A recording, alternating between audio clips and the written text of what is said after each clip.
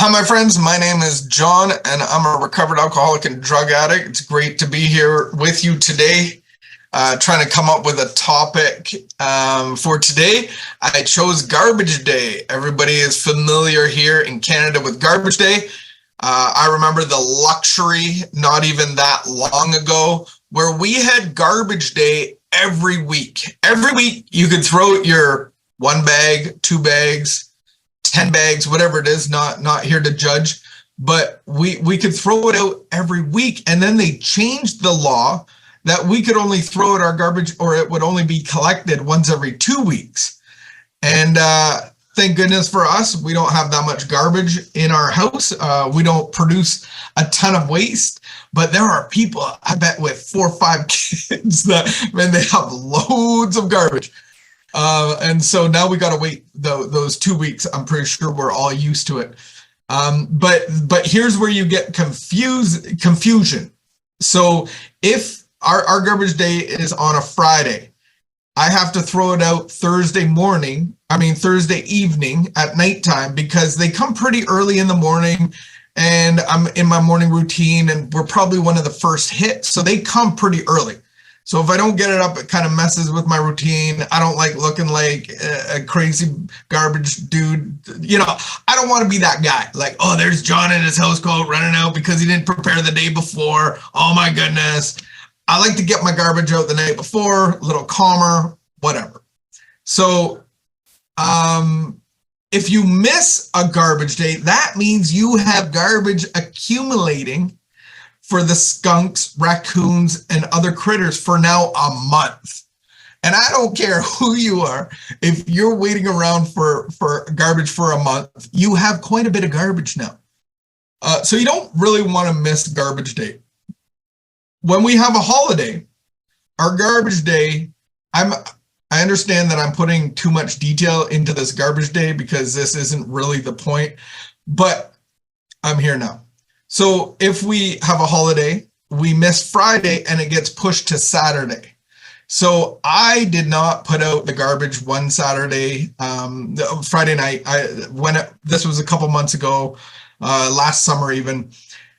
And it was Saturday morning and you can hear the garbage trucks. I am in bed. My beautiful wife had been up maybe a little bit, and I heard the garbage truck. She heard the garbage trucks. I heard scurrying. I heard running. I heard door. And I looked out the window, and to my horror, there is my wife running around, half dressed. It's early morning, hair, whatever else is presented to the garbage man.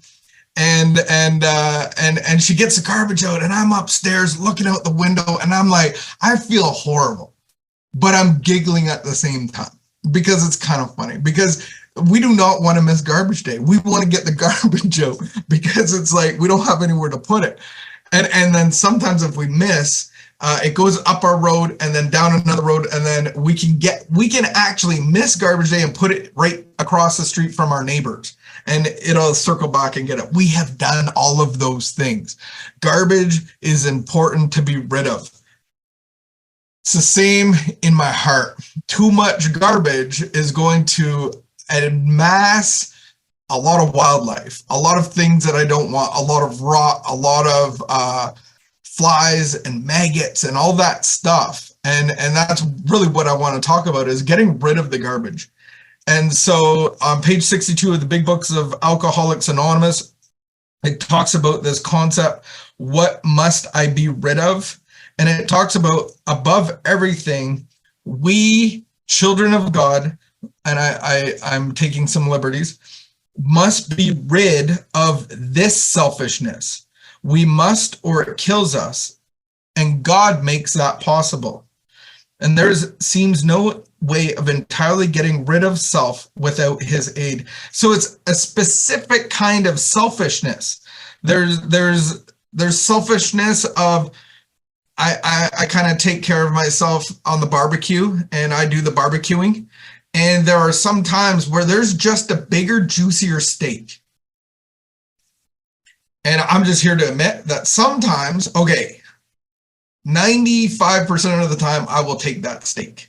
because I'm the man. I deserve it. I've been out here barbecuing, rain or shine. I do the work and I reward myself in that way. I minimize her eating because she is like a beautiful little sparrow. She doesn't eat that much. She's not going to eat the whole entire steak. She doesn't even particularly get what I get out of this steak. And I'm like, that selfishness, my friends, isn't going to kill me unless she does. But it's not going to kill me. We're talking about a self-centeredness that is causing my troubles on the inside. So it's this, what can I take? What can I keep? What am I holding on to that needs to be let go of? Self will run riot. So this is there's a specific selfishness that I really have to be rid of. I was thinking of another story. I lived on my own.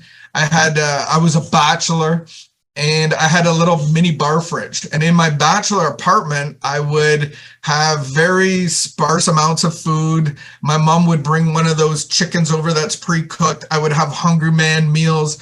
I would have like leftovers from Nana. She would stop by once a week kind of deal. But I would buy my odd groceries. And one of them I always had to have because I ate Ritz crackers and peanut butter. That was like my staple. Like I have eaten that for breakfast, I've eaten it for lunch, and I've eaten for dinner, bedtime snack. And with that product, I have to have one thing. What do you think that one thing is? Not a knife. Milk. I need milk. And so I don't drink a ton of milk. I don't really eat cereal. But you buy that triple bag of milk as a bachelor, at some point, you're going to experience what I did. And I went and get my midnight snack with my peanut butter and Ritz, and I poured out chunks. I poured out chunks. That night, I had no peanut butter.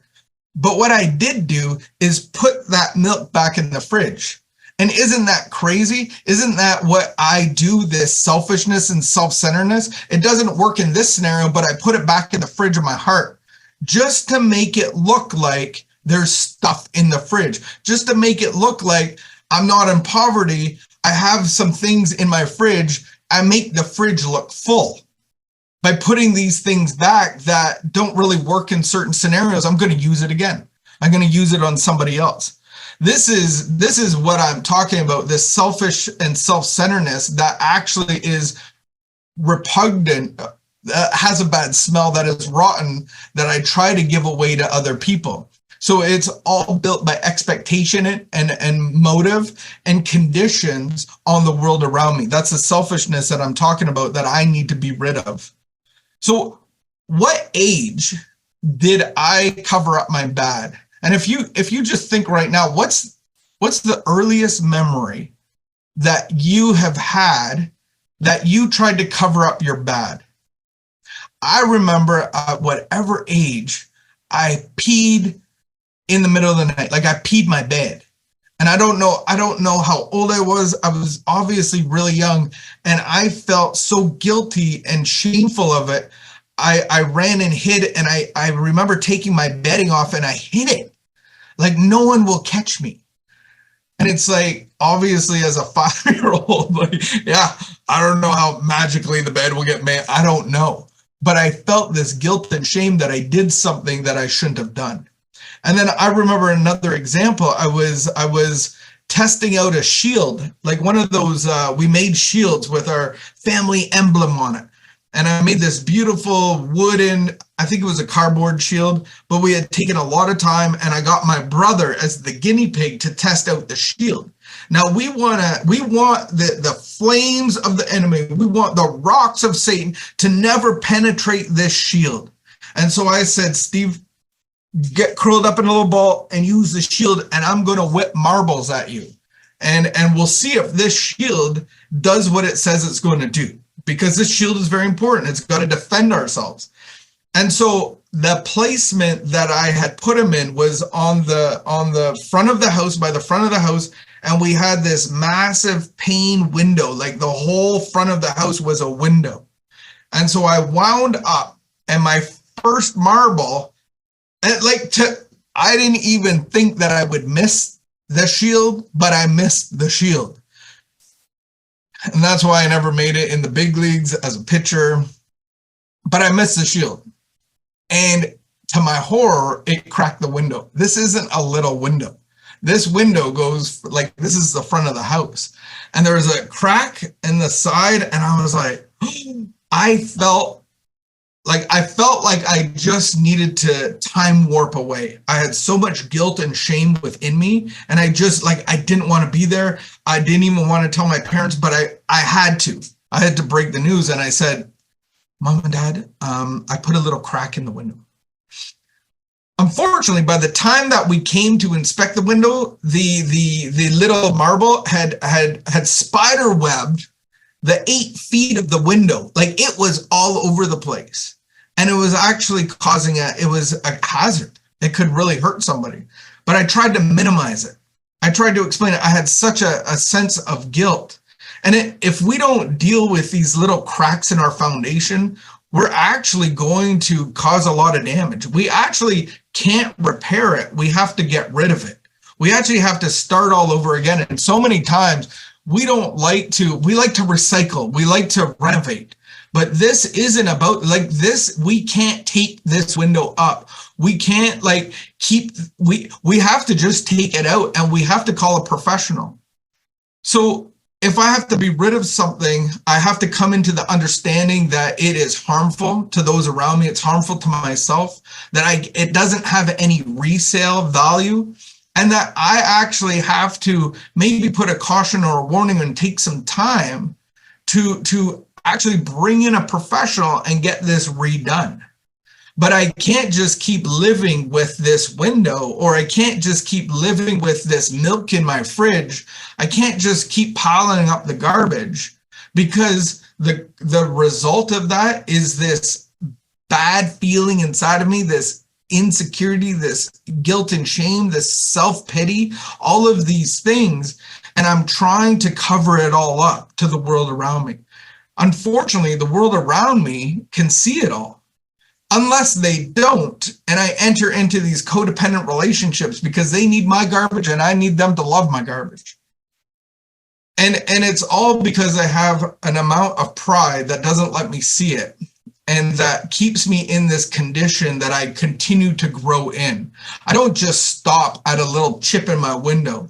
It's going to cause damage, and I'm going to continue to try to cover it up with the tape or the masking tape, and it's just a never-ending battle.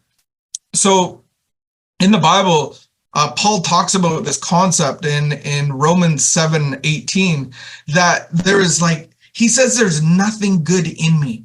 And he just says all of the things that are in me, I try not to do them, and I just don't want to do these things because they don't honor people. They have side effects inside of me. They cause this guilt and shame, and it's not a maximum benefit to God and to his children. So I need the power of God. He's saying there is nothing good in me. Me being separated from God, me on my own, is a runaway train. There's going to be an accident, there's going to be a crash, and people are going to get hurt. It also says in John 15, Jesus says, I'm the vine, you are the branches. Apart from me, you can do no good thing. So I need to have the garbage man take the garbage. I'm not even responsible. I need somebody to buy new milk. I need to go and do action for this to be rid of. I need to call in the professionals, the glaziers. It's called glaziers, guys. Did you know that? A glass person, a glacier, I believe. I could be wrong. But I have to call in a professional for me to be rid of this for a new something. And so Jesus is saying that, Paul is saying that, my experience is that I have these rotten things in me, and if I don't take care of them, they grow, manifest, and fester.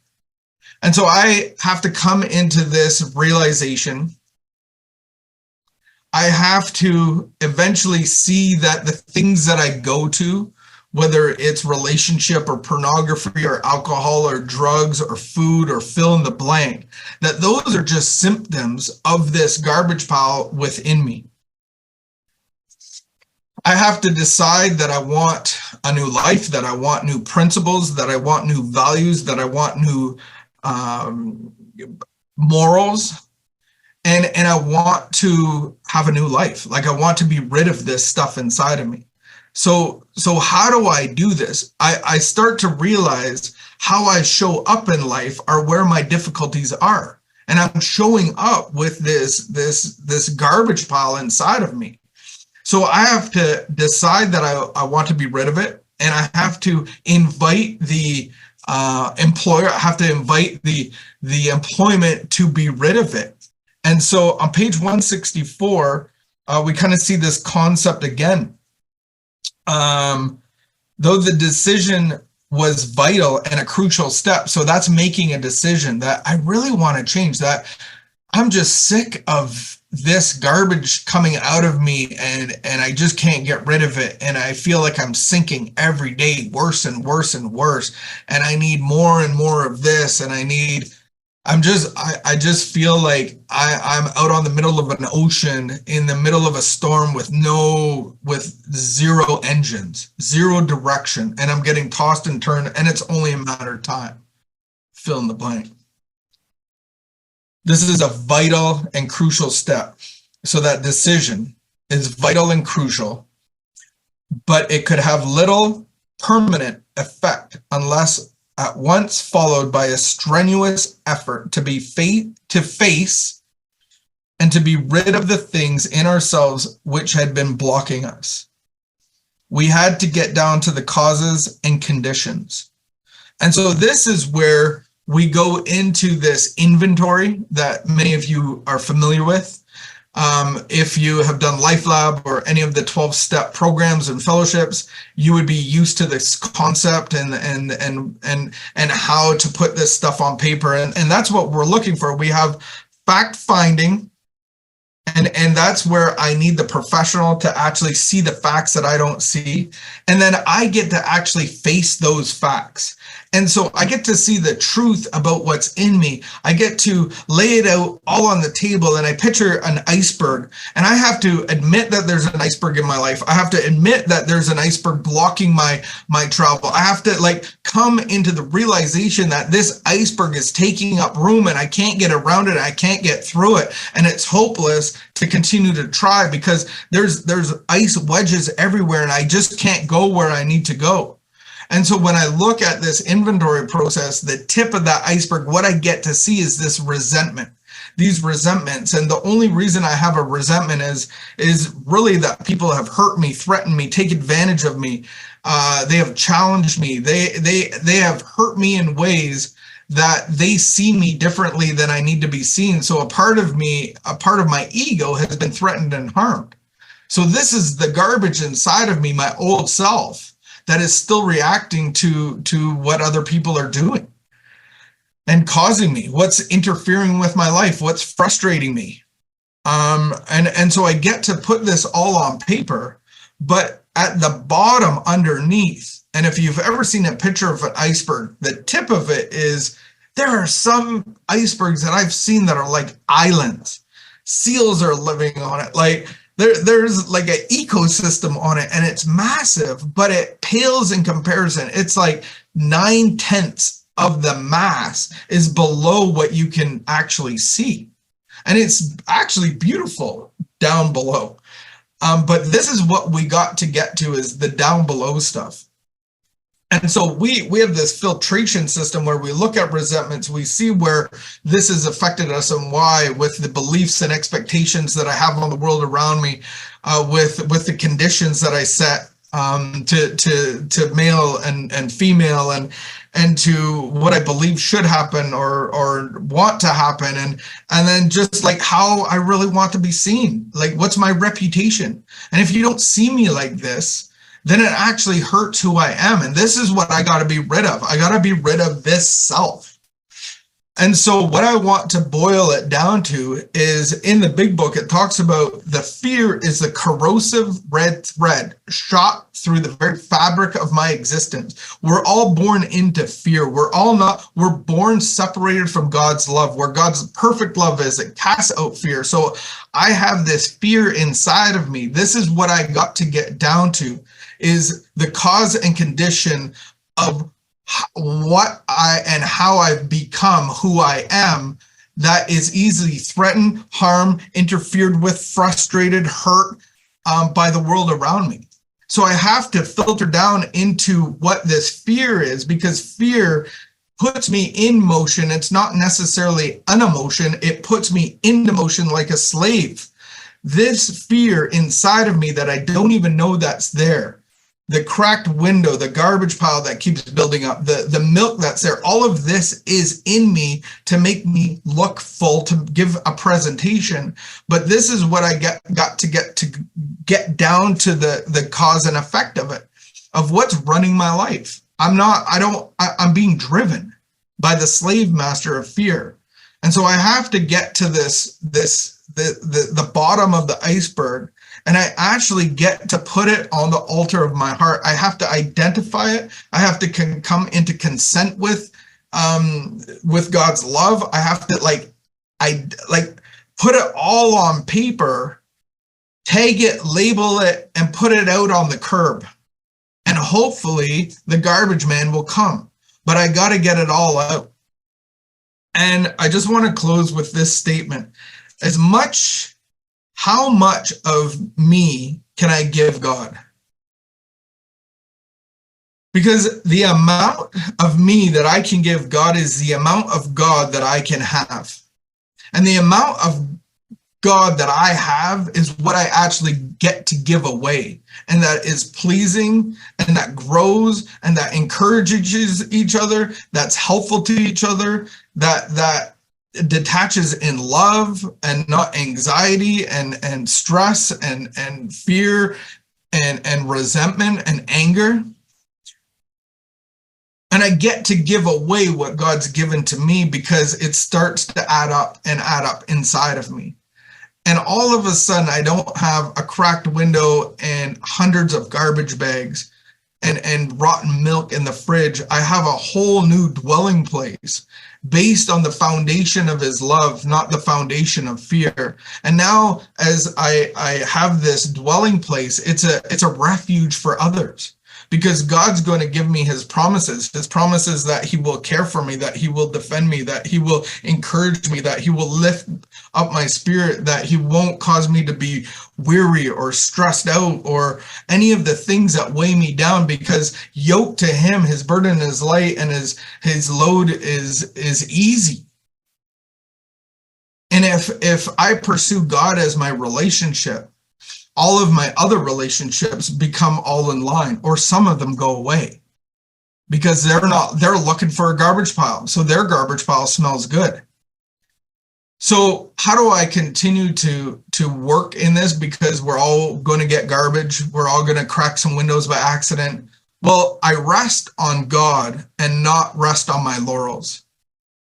I can't go, my dwelling place is good enough. I've done a great job. Now let's get back to business. And over the course of time, if I'm not resting on God and I'm resting on my laurels, I actually perpetuate my problem, and that's spiritual. And then if I have a spiritual problem and it starts to get stinky in here, I'm looking for sources of ease and comfort. I'm looking to gossip. I'm looking to badmouth people. I'm looking for an extra 5 cookies. I'm looking for whatever it is. And then that can continue to perpetuate until I'm in full-blown addiction. Because what I have is a relationship on God. What I have is rest in God for this day. And once I start resting on my laurels, that's what I have. And over the course of a week or 2 weeks or a month, I don't even know what will happen. It's not going to be pretty. and it's going to be harmful and hurtful, but I have to get my source of water. Apart from me, I can do no good thing. So I have to be tapped into the vine. I have to be tapped into the love of God. I have to be tapped into his spirit, so I have the fruit of his spirit in my life. Patience, perseverance, encouragement, love, joy, peace, faithfulness, happiness, self-control, all of those things that I don't have on myself, because apart from him, I have no good thing. Nothing good lives within me without him. Amen. So be rid of. And we do have a process to do that. Looking forward to all of your shares and participation. Thanks, guys.